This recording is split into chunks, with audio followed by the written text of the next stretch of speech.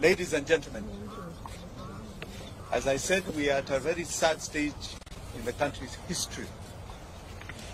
I'm going to read this statement and know that it has been compiled by all of us because we want to send a message directly to William Samoei Ruto.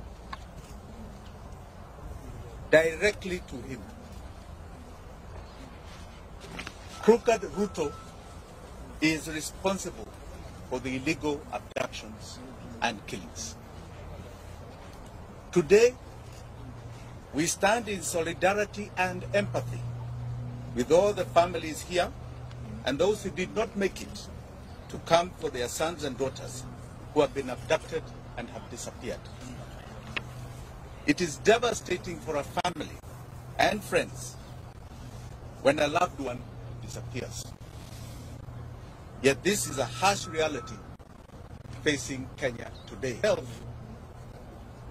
I'm very touched by the plight that has been going on, and more so because Wanjigi and the Longman twins came to visit me in Kamkunji after I was illegally arrested by the police, to some of us personally.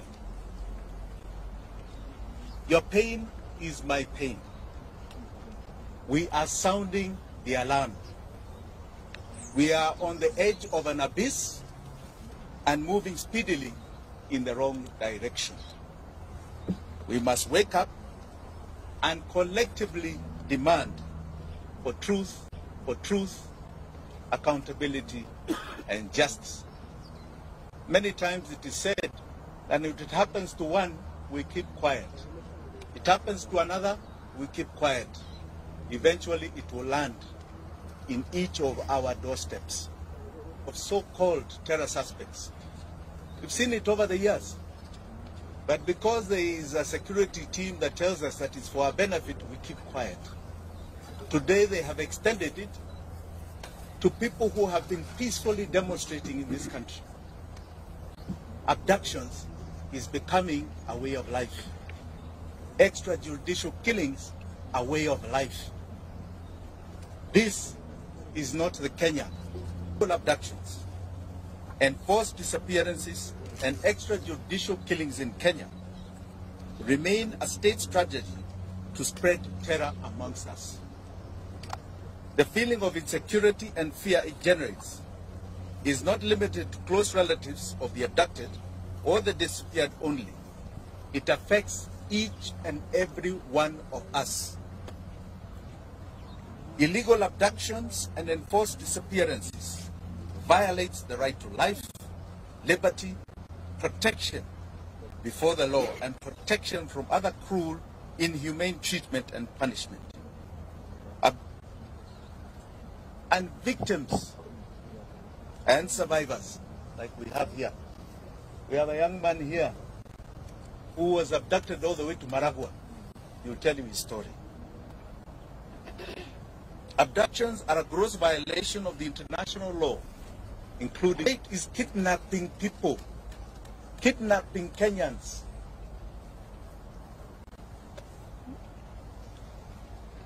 They are a crime against humanity.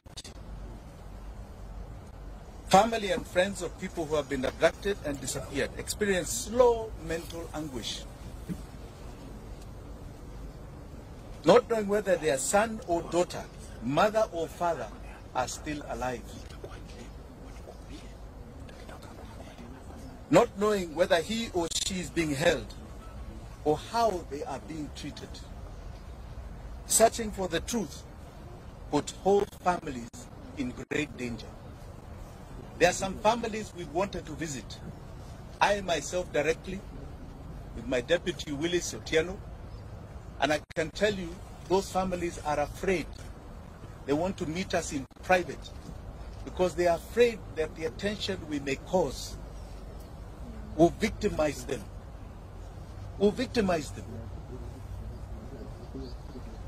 No order or instruction of any public authority, civilian, military, or other, may be invoked to justify a form of abduction, kidnapping to enforce disappearance. Any person receiving such an order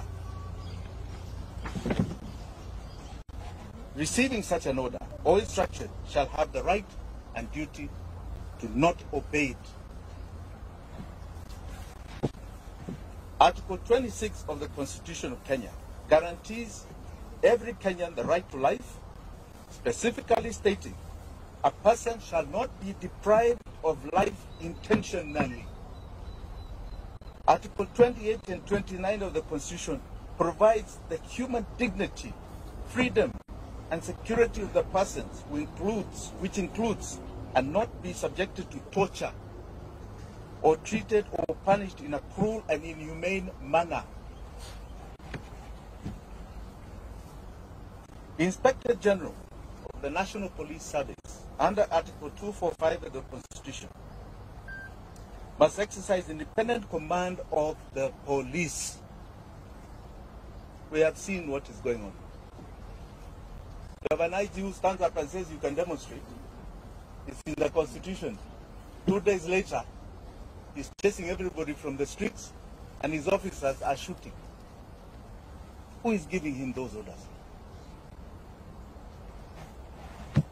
The IG is constitutionally required to ensure the police operate with the highest standards of professionalism and comply with constitutional standards of human rights and fundamental freedoms while performing their work. In exercise of the command of the police, the IG has the constitutional responsibility to ensure that the officers commit to protect the right of life of all Kenyans by adhering to the Constitution. President William Ruto took oath and swore that he will truly and diligently serve the people of the Republic and the Republic of Kenya. He will diligently discharge his duties and perform functions in the office of the President while doing justice to all in accordance with the Constitution and the laws of Kenya without fear, favor, affection, or ill will.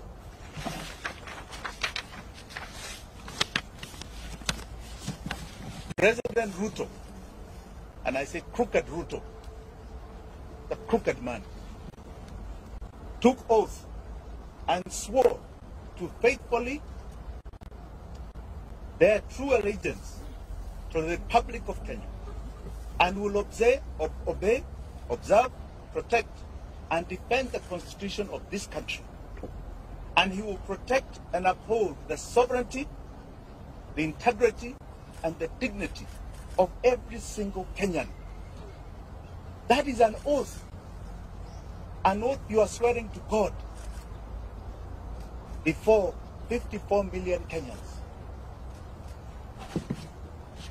Regrettably, today it can be confirmed that crooked Ruto has not only violated the Constitution of Kenya, but has contravened his oath of office. He has become a constitutional delinquent. For the avoidance of any doubt, if any of you have any, crooked Ruto is solely responsible for the abductions, enforced disappearances, and the murders of young Kenyans, Gen Z. He has turned his police force into a political militia. Kenyans must never forget William Ruto's history.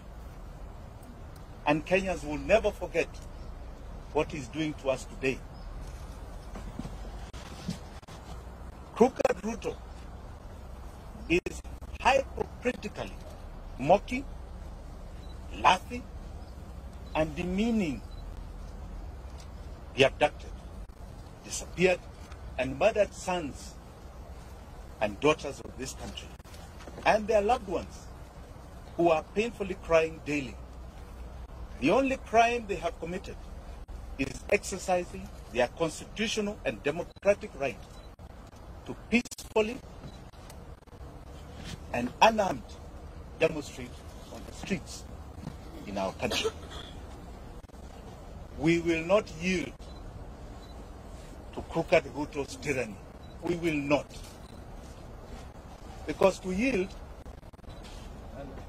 is to advertise to all those that have fought for the democracy that we have today, starting from 1920. We are telling them that we have succumbed to the will of tyranny. William Ruto will not take us there. He is no different. When you look at that man, read the history of people like Pol Pot of Vietnam, Adolf Hitler.